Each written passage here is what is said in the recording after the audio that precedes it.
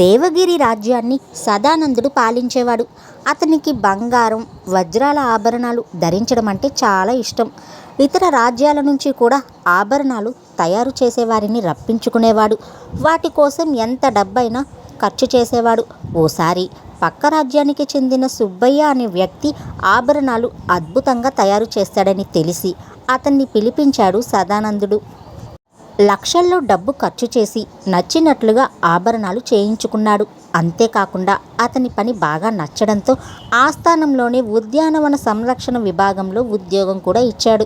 ఇష్టం లేకపోయినా మహారాజు మాట కాదనలేక కొలువులో చేరాడు సుబ్బయ్య. కానీ అతనికి ఆ పని తెలియకపోవడంతో ఆ వ్యవస్థ మొత్తం అస్తవ్యస్తంగా మారింది.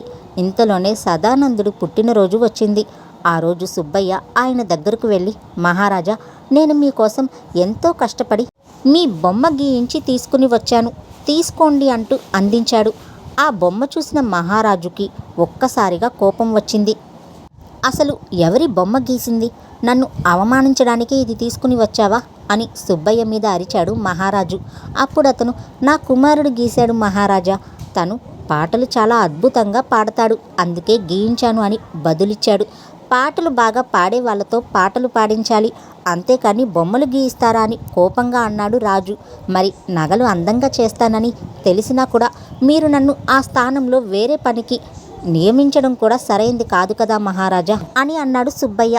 దాంతో ఇంకా తన పొరపాటు తెలుసుకున్న మహారాజు సుబ్బయ్యను మళ్ళీ తన రాజ్యానికి పంపించాడు.